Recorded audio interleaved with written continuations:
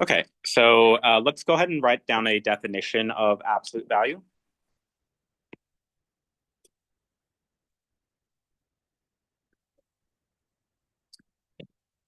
Okay, so when you find the absolute value of a number,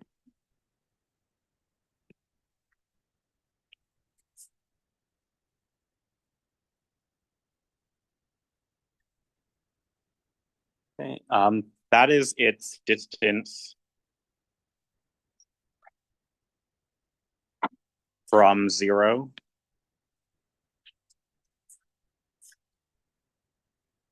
on a number line. Okay, and distance is kind of the main word that you want to remember when we talk about absolute value. Okay, so think about distance in real life. You say, oh, like the park is 1 mile away, or the baseball is 45 feet to the right, or it's 3 feet behind me.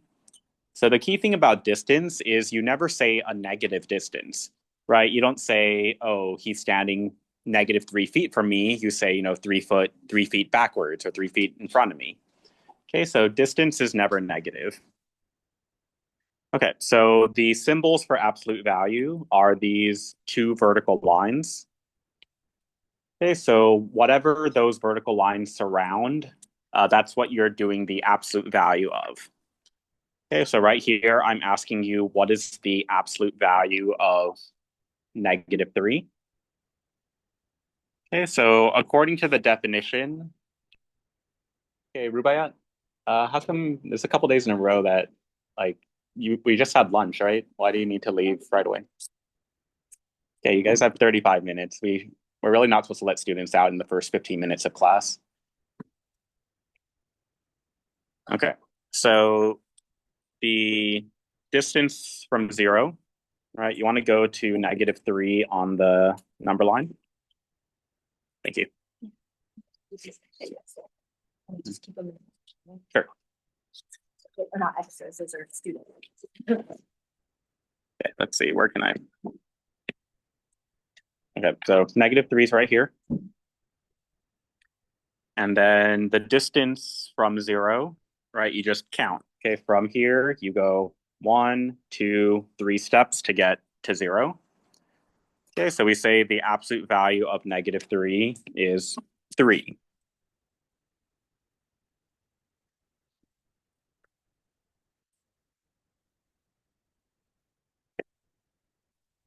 So now absolute value of 0.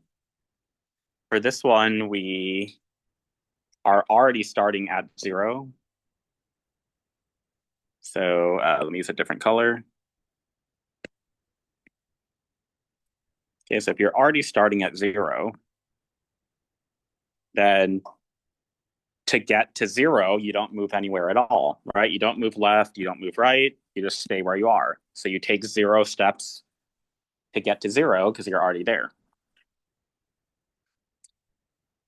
Okay, and then lastly over here, absolute value of +2.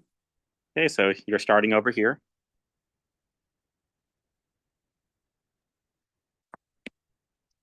Okay, so to get from here to 0, you would go 1, 2 steps. Okay, so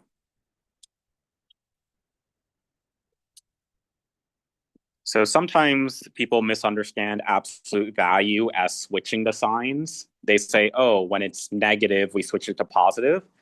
But if it's already positive on the inside, it stays positive. It doesn't switch to negative. Okay, and if it's 0, it just stays how it is. Yep. So again, distance can never be negative. So you don't say -3 away, it's just 3 away. Okay, so how the absolute value interacts with our order of operations. Absolute value sort of works like parentheses. You do what's inside first.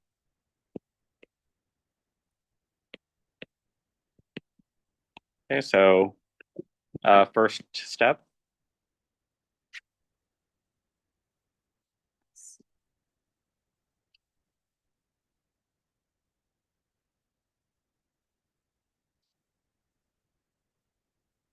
Okay, do all calculations inside the absolute value symbols first.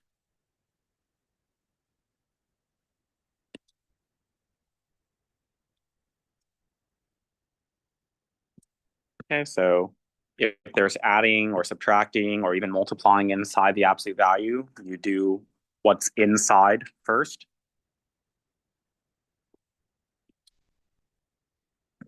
Okay, second step, once you combined up as much as you can on the inside, you use up the absolute value symbols.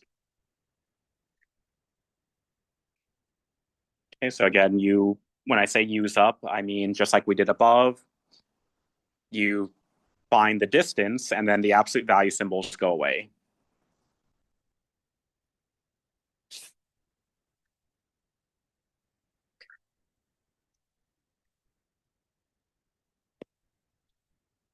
Okay, then you take that answer and do any calculations that were outside.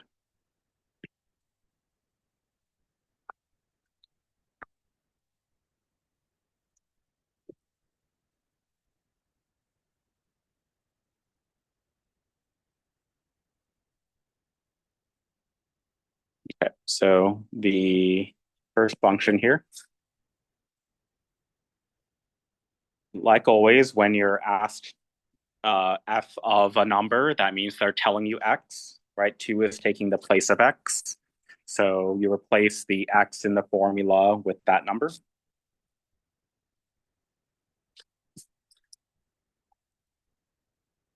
Okay, so sometimes what happens is students want to do the absolute value right away. They want to turn the -3 into a +3, right? But that's not until step 2.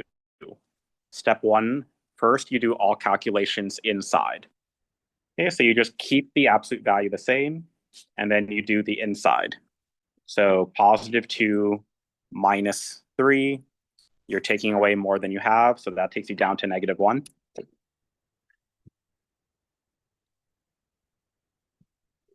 Okay, second step, use up the absolute value symbols.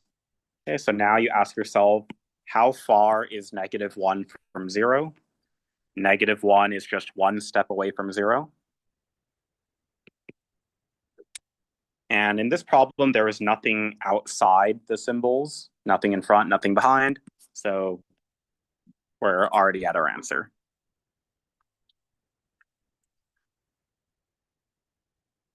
Okay, so let's try g of x now. So for this one, the x value is going to be replaced with -4.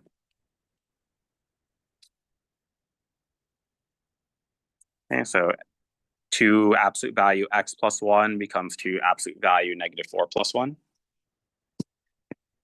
Okay, so you leave the 2 alone. You don't distribute it out. That's what you do with parentheses. Absolute value are not the same as parentheses. Okay, so again, leave the 2 alone. And first step, combine up the inside. Okay, so -4 plus 1 is -3. Okay, second step, we're going to use up the absolute value symbols. So leave the 2 alone, but the absolute value of -3, we already calculated that. It's 1, 2, 3 steps away from 0. Okay, so we're going to replace the -3 with parentheses +3.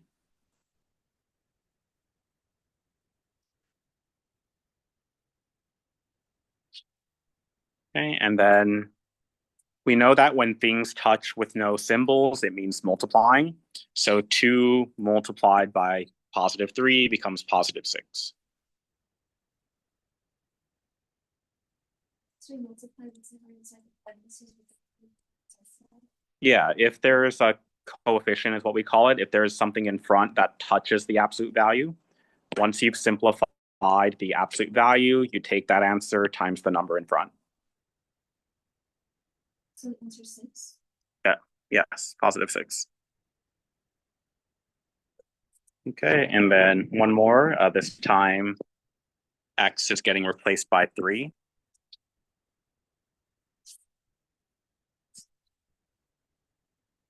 Okay, so again, do the inside first. 3 minus 5 is -2. Keep the negative on the outside, but -2 is 2 steps away from 0. So you replace absolute value of -2 with parentheses +2. And now you stick the negative sign on +2, which switches it back to -2.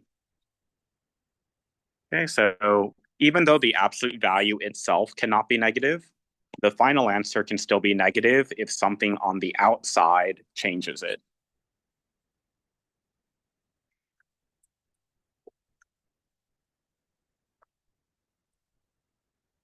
Okay.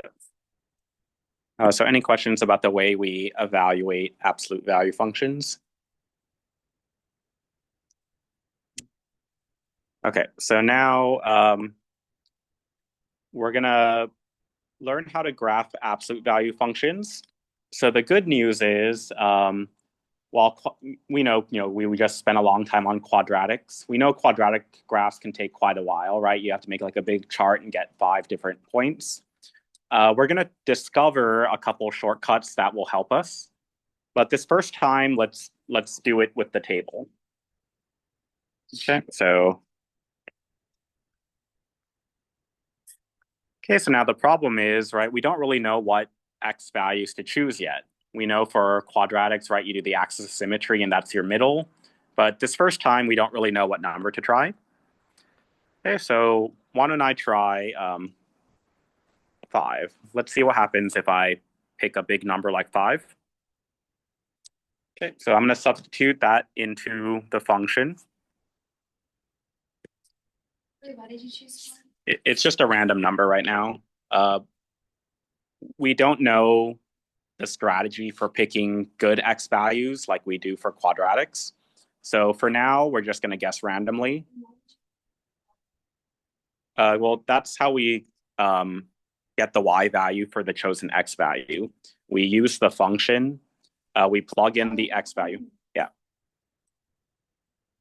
Okay, so let's go and simplify this. Again, leave the 2 on the outside for now. 5 minus 1 becomes 4. Okay, so this time, when we do the absolute value, it's already positive. That's fine, but just like we saw earlier, 4 is, sorry, I did that wrong. 1, 2, 3, 4 is 4 steps away from 0. Okay, so the absolute value of 4 is regular 4. Okay, but that still uses up the absolute value symbols. Okay, and then whatever the result of the absolute value is, it multiplies the number in front.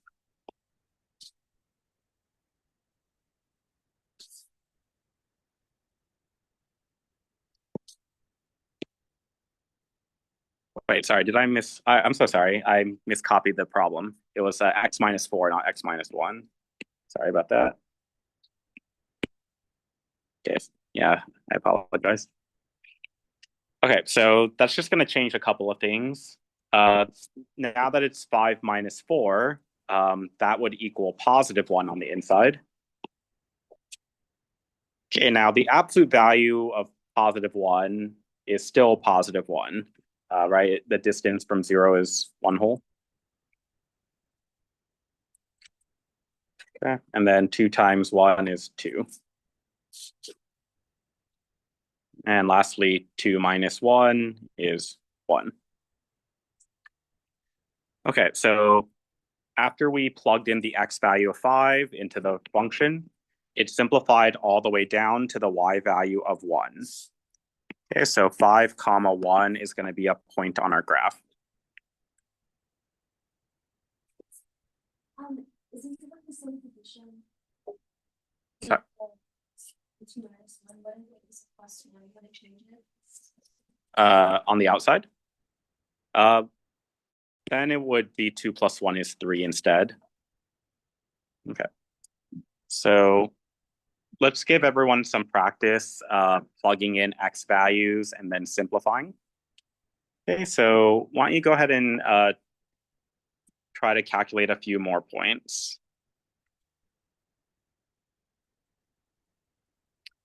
Okay, so yeah, why don't we do those 3? Again, where did these numbers come from? I just randomly picked them for us, right? in a few minutes, maybe we can find a pattern to know which x values to use. But for now, I just picked random x's. Okay, so one by one, take the x value, substitute it into the function, and then simplify until it's all the way down to a single number, and that'll be the y value. Okay, so please give that a try.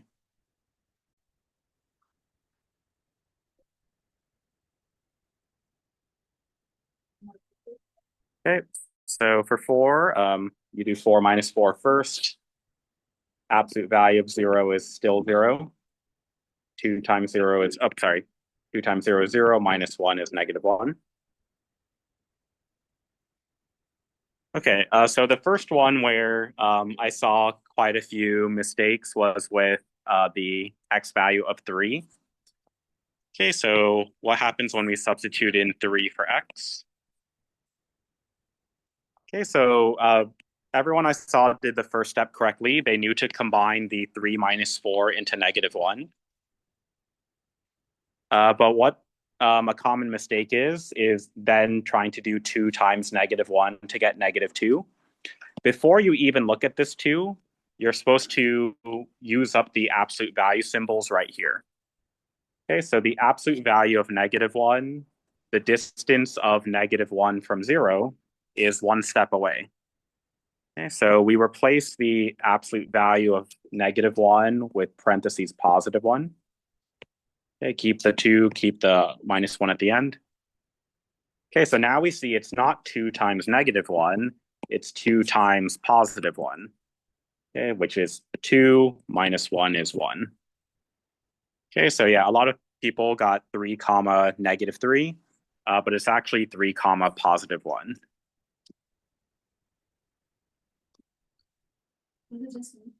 No, there was many. Okay, and then last one is similar, right? First, you subtract 2 minus 4 on the inside to get negative 2. But you don't do 2 times negative 2 because you have to do the absolute value first. So absolute value of negative 2 is positive 2. 2 times 2 is 4, minus 1 is 3.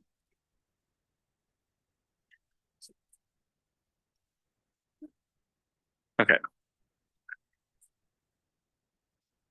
Okay, so with those 4 points, we can sort of see the shape of the graph, right? It's not quite a U shape like we're used to from last unit because the points are in a straight line. They're not like curved.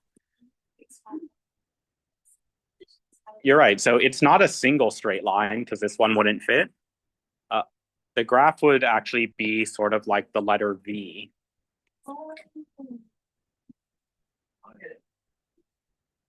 Okay, and we will go ahead and put arrows on both ends.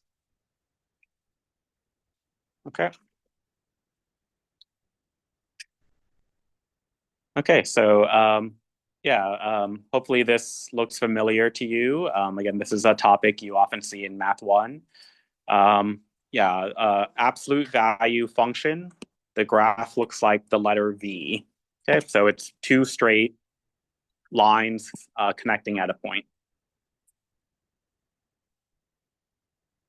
Okay, so before we continue, are there any questions on the way we calculated the points that are part of this graph?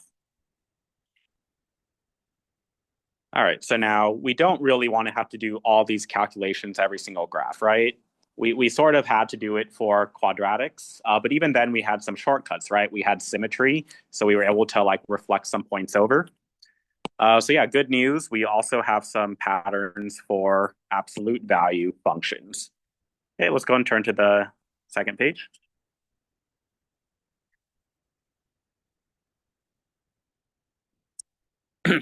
Okay, so here are 6 equations and their graphs are already done for us.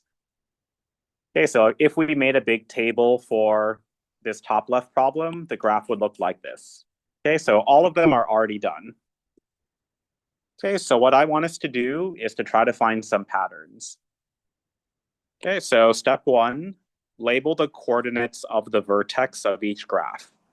So just like with parabolas, the vertex is the point where the graph changes directions. right? Like this one, it starts by going downward. Then right here, it switches to going upward. So that point where it switches is going to be called the vertex. Okay, so again, for this first problem, we can go ahead and label the vertex with its point. The x value is 2, the y value is -4.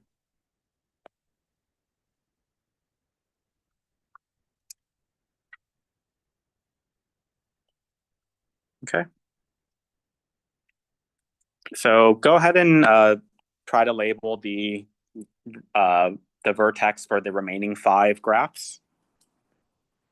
And then once you've done that, try to answer the follow-up question. Once you have all the coordinates, how are they related to the equation? So again, above each graph is the equation that created it. So I'll give you all a minute to try to label the all the vertices, and then see if you can find the pattern. Would anyone like to share what they noticed between the coordinates of the vertex and the equation? Yes. Okay, so yeah, the numbers are very much related, right? We see these sort of connect, and like over here, this is 1, 0, right? We definitely see the 1.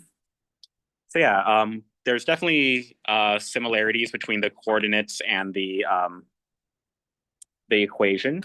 So let's see if we can be very specific about what number goes where. Okay, so now it looks to me like sometimes the numbers stay the exact same, but sometimes the numbers are kind of the opposite, right? 2 and -2.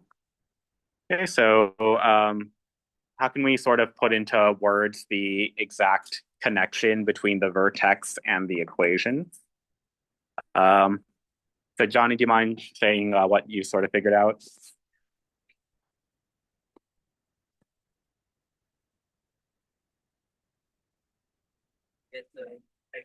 Okay, so he said for the number on the inside, it's like the opposite of the x, right? The vertex x is 2. On the inside, it's -2. Over here, the x is 1. The inside is -1. Over here, the x is -4. So that switches to +4. So yeah, it looks like the x coordinate of the vertex is always the opposite of the inside. Okay, and then separately, right, we can look at the outside. But that one just stays exactly the same, right? +2 to +2, -4 to -4, invisible 0 to invisible 0. Okay, so yeah, there's definitely a big connection between the coordinates of the vertex and the equation of the function. Okay, so why don't we write down those first 2 patterns?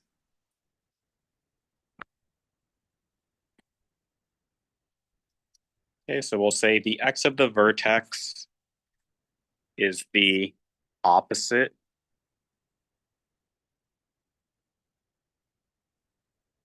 of what's added or subtracted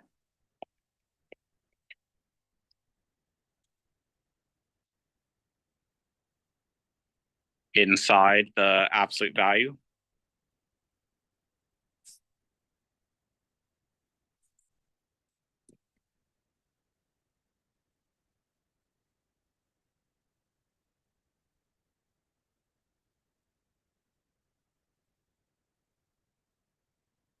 Okay.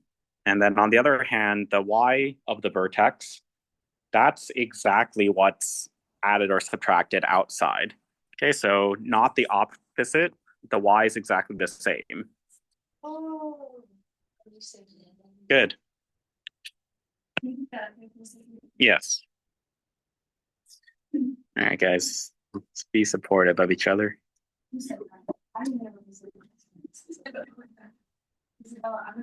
All right, that's enough. Let's make sure we all have this written down.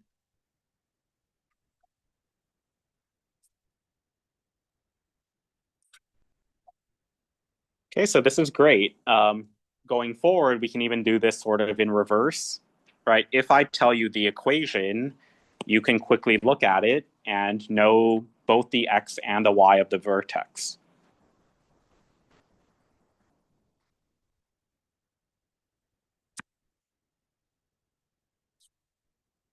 Okay. So the vertex, of course, is only one part of the graph. There's other parts to it. Okay, so we need to find a couple more patterns. So the first thing we're going to try to figure out is what's called the direction of opening. Okay, that's great. Let me go ahead and pose the question to everyone, and then you can see if your theory is correct. Okay, so just like with parabolas, right? The parabolas are either sort of normal or upside down. Absolute value is also normal or upside down, right? Sometimes the letter V is how we normally see it. Sometimes it's an upside down V. Okay, so like we say that this one opens up because the V is upward, right? This one is also up. This one is opening downward because the V is upside down, right? This one is also upside down. This one is up. This one is down. Okay, so what I'd like you to please do is look at the three up equations and see what they have in common. And then separately, look at the three down equations and see what they have in common. Okay, so again, the three graphs that I highlighted in yellow, those all open upwards. So there's something about the equation that they share. And then separately, the three that are shaded orange, those are all going to be some other commonality. Yeah. Okay, well, why don't you guys go ahead and take a second and discuss with a neighbor, make sure they agree with your theory, and then I'll see if anyone would like to share. Okay, so again, what do all the up graphs have in common for the equation, and what do all the down graphs have in common? Okay, yeah. Okay, so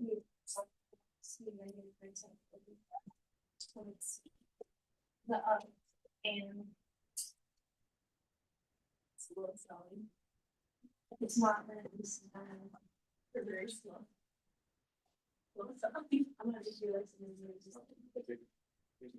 Okay. Yeah, Johnny. What about? You're right. This does look like vertex form. With something in vertex form, it was like this, right? It looked like this.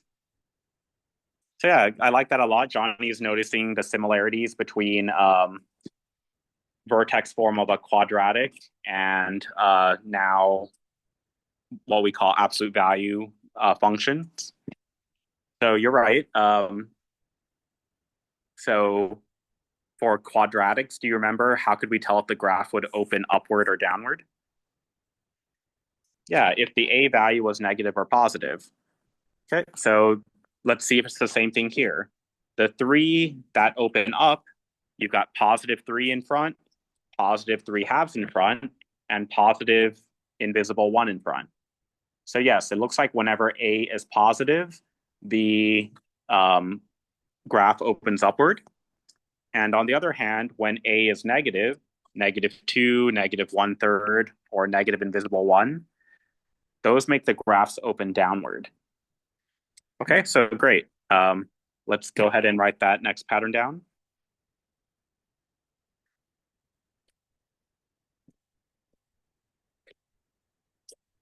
Okay, so the way we'll phrase it for now, if the coefficient in front is positive,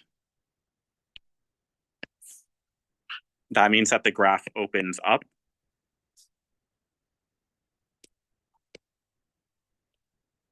On the other hand, if the coefficient in front is negative, that means that it opens down.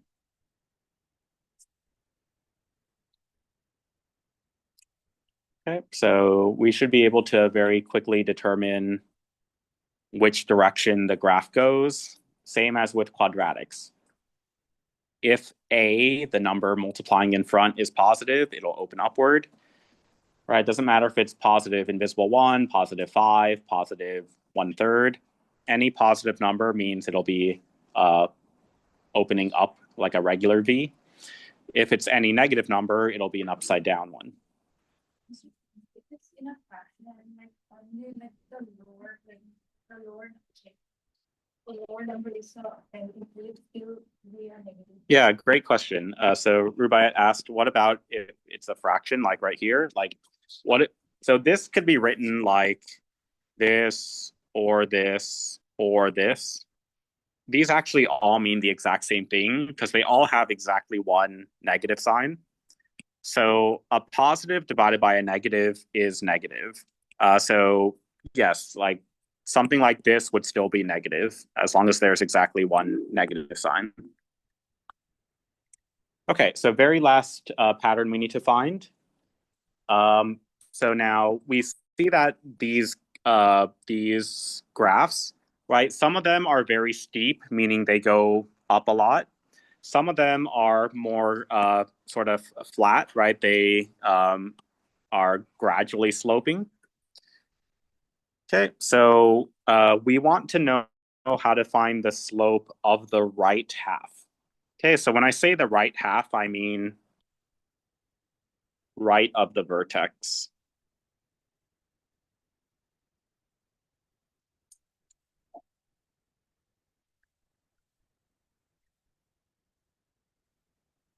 Okay, so let's go ahead and look at this bottom middle problem. Okay, so we're just going to focus on the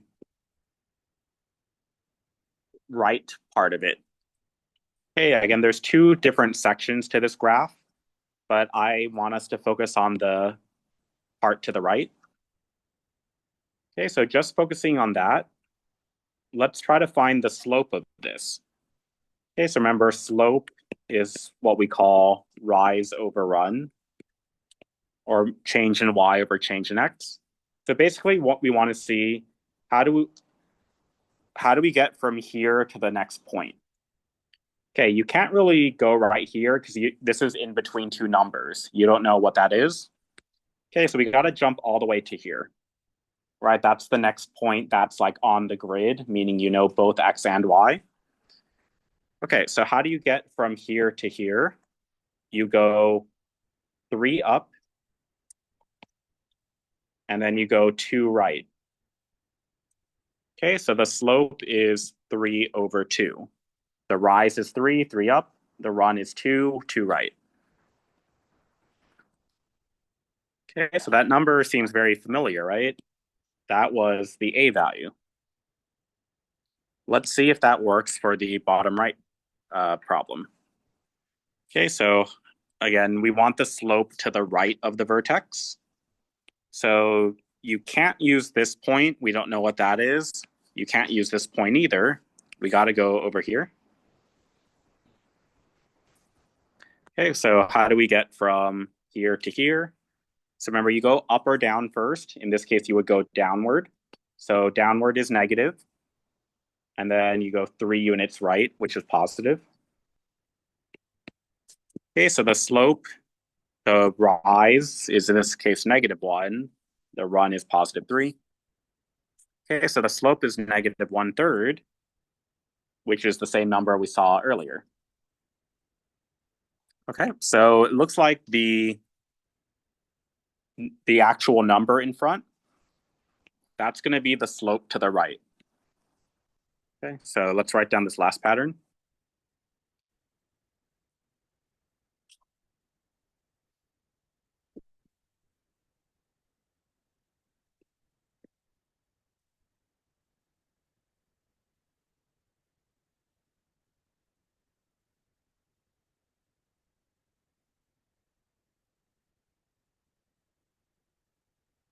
Okay, so putting all the patterns together, let's write this at the bottom. Okay, so all absolute value functions, like Johnny said, it looks almost identical to vertex form. But the difference is instead of parentheses x minus h squared, it's parentheses x minus h. Sorry, absolute value x minus h.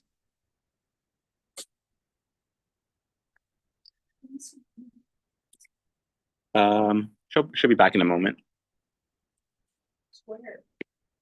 Good question, because this is not a quadratic. This is a different type of function, right? So yeah, this is different from what we were studying last unit. Okay, so let's make sure we know what each part of this formula stands for. Okay, so again, this a in front, that's the coefficient. This is the slope to the right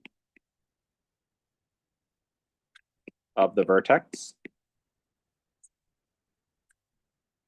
And we also know that if a is positive, the graph opens up. And the opposite, if a is negative, the graph opens down.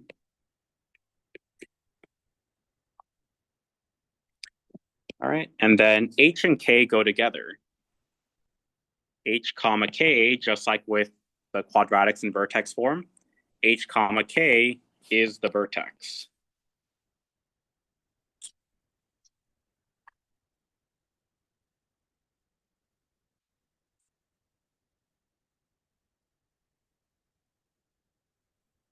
Okay, so with these patterns, we can now graph an entire function in honestly like 5 seconds if we really understand the patterns. Okay, so let's practice this. But first, let me see if there's questions about anything on this page. Yeah, John? Well, we're always going to do the slope to the right. So the denominator will always be positive. So it'll only be the rise that can be positive or negative. Hi. Oh, okay. Thank you very much. Okay. So let's go ahead and see how to apply these patterns. So let's jump to the last page. And let's actually do the bottom part first. Okay, so we're going to graph this function. But the good news is we don't need to make a table of values. In fact, we don't need to plug in a single number if we understand the patterns from earlier. Okay, so the very first thing we should do is find the coordinates of the vertex.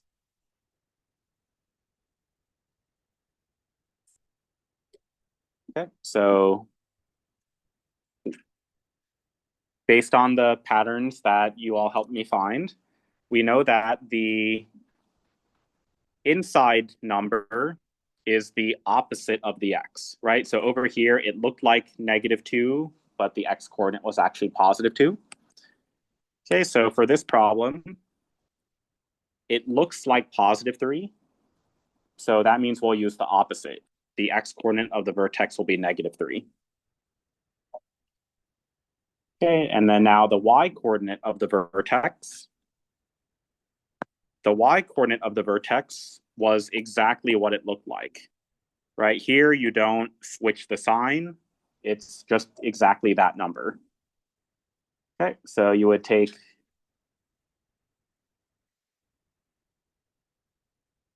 the -4 from the end, and that becomes your y value.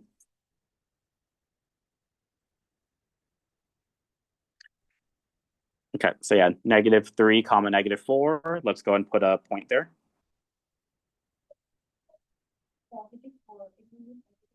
Yes, if we pretend for a second this had been +4, then the vertex would have been up here instead.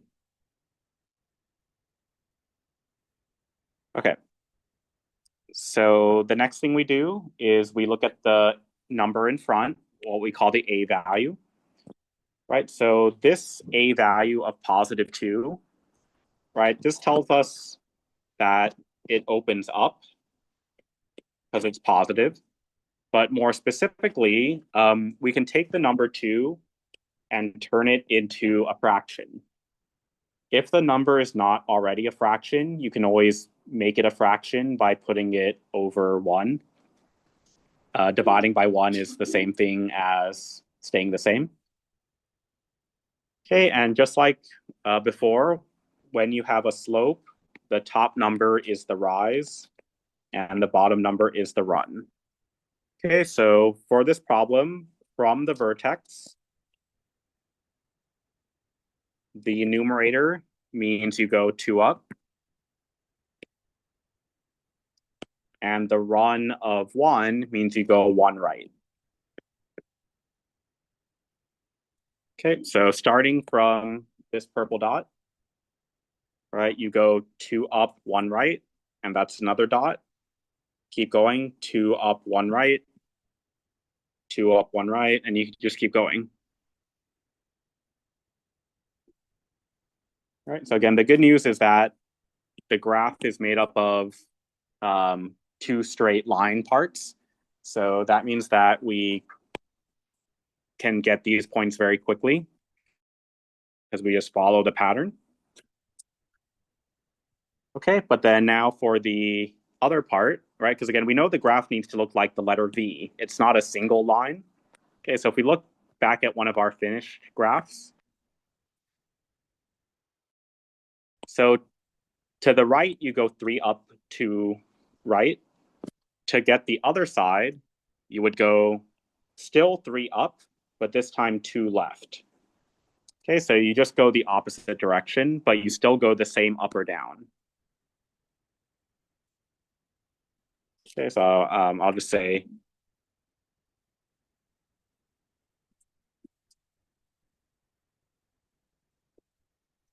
okay, so again, for the other half, you just switch the direction. So instead of going 1 right, now you go 1 left.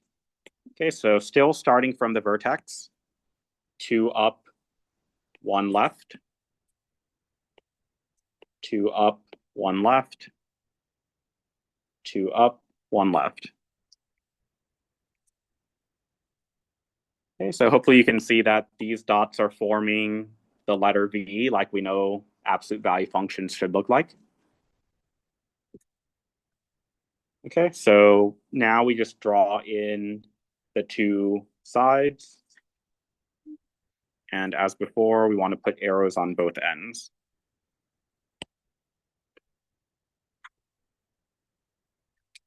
Okay, so again, there's no table, right? We didn't need to plug in a single number for X.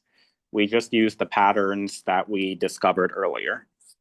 Okay, so again, the vertex, it's the opposite of the inside, comma, the end.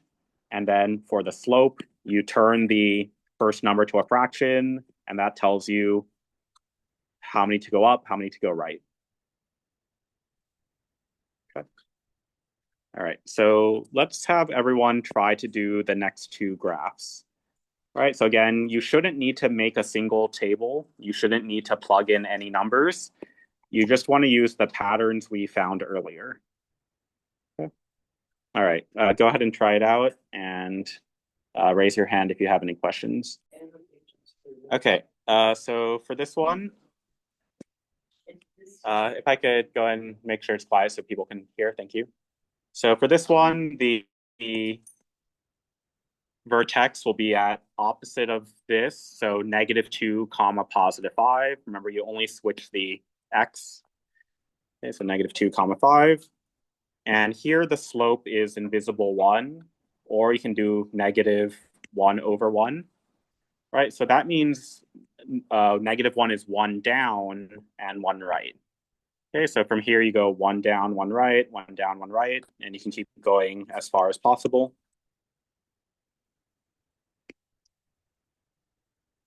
And then now you just switch it for the other half. Instead of going 1 down, 1 right, you go 1 down, 1 left. Okay, so 1 down, 1 left, 1 down, 1 left, and so on.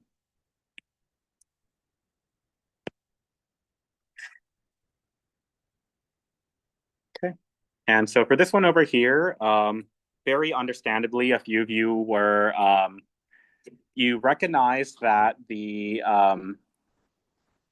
inside is missing a number. You knew that there needed to be another number here.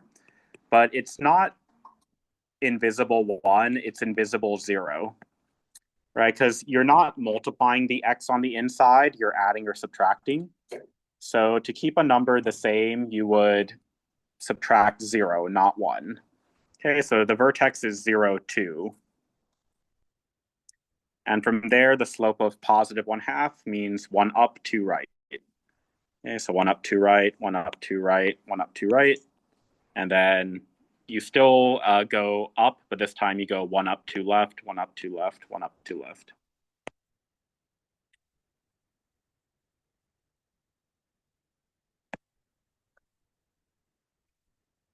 Okay, so yeah, hopefully you see these shortcuts when graphing absolute value functions. Again, for quadratics, we didn't have these shortcuts because they weren't straight lines, right? They were curved, so each step was different than the one before it. But yeah, the good news is for absolute value functions, we can graph them very quickly. Okay, so any questions about constructing the graphs? Okay, so lastly, let's practice going the other way. What if I give you the graph and ask you for the equation? Okay, so like looking at, let's do the second. Well, no. Okay, we'll just do this one. Okay, so let's find the equation that fits this graph. Again, for quadratics, this was very difficult, right? You had to make a whole XY table. You did the first difference, you did the second difference. A was that divided by 2. You found C, you plugged it in to find B, right? This is going to be much faster. Okay, so you do want to identify the vertex. So for this problem, it's positive 2, comma, negative 4.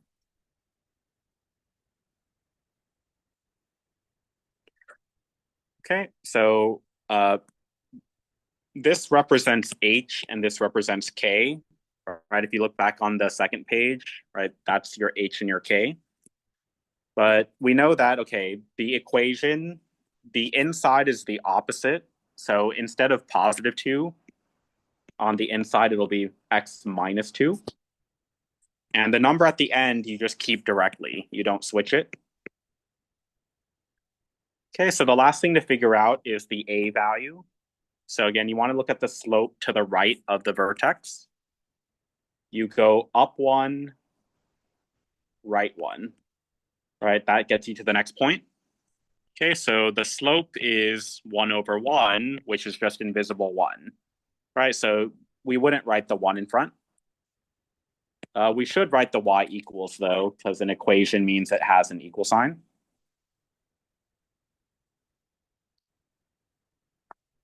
Okay, and then all these other words, domain, roots, axis of symmetry, range, they're the exact same rules that they were last unit, right? So domain is what x values are allowed. Well, we can go forever to the left towards negative infinity and forever to the right towards positive infinity. And the roots are where the graph touches the x-axis. So right here, we have a root at x equals negative 2. And right here, we have a root at x equals 6.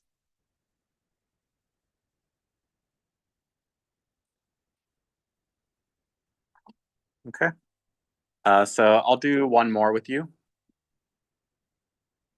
This one over here. Here, the vertex is 1, comma 1. Okay, so remember for the inside, you switch it. So even though the vertex is positive 1, you do x minus 1. Then the y, you just keep the positive 1 on the outside, so plus 1 at the end. This time, the slope, you got to go all the way to here, right? So you go 2 up and 1 right. So A is 2/1 or 2. Okay, so y equals 2 absolute value, x minus 1, and then plus 1. Okay, and then just like with a quadratic, the axis of symmetry cuts through the middle. So to cut through the middle, it would go through 1. So x equals 1 is your axis of symmetry.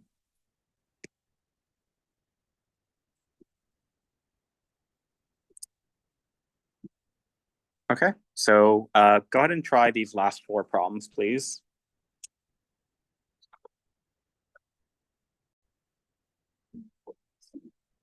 This problem, the vertex is 0, 1. You don't move left or right, but you do move 1 up. Okay, so h is 0, k is 1. So you don't write x minus 0, you just call it x, but you do have a plus 1 at the end. And your slope is up 1, right 1. So 1 over 1 is invisible 1. Again, you don't write that. And range, as usual, is the y values from bottom to top. So the lowest y value is 1. We do put a bracket because we do have a y value of 1. And then you go upward forever towards positive infinity. Okay. Over here, your vertex is 2, negative 2. So again, you do the opposite of the x, but then you keep the y the same. This time the slope is down 1, right 1. So negative 1 over 1 is negative 1. Okay, and increasing, the graph is going upward from here to here. So forever over here at negative infinity, all the way up to the x value of 2. Next problem, your vertex is at coordinates 2, 3. So again, opposite of the x, but then you keep the y. All right, this slope was a little bit hard to see. I saw some of you put negative 5. You actually need to go down 1, 2, 3, 4, 5, 6, and then 1 right. So negative 6 over 1 is negative 6.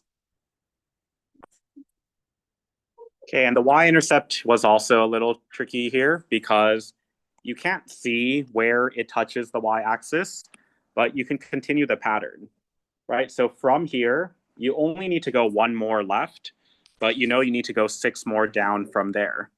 Okay, so you go 6 down from negative 3, and that takes you to negative 9. Okay, then decreasing, it's decreasing from here to here.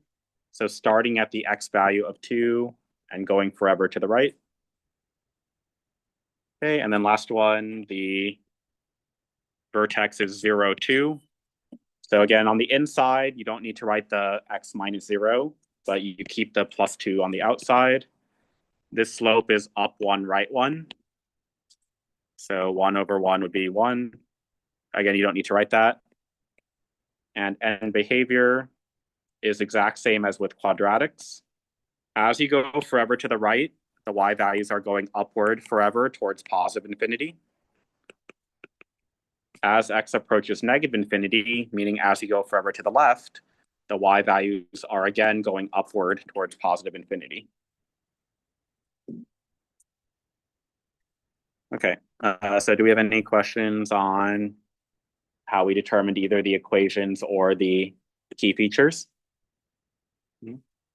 Okay, so your homework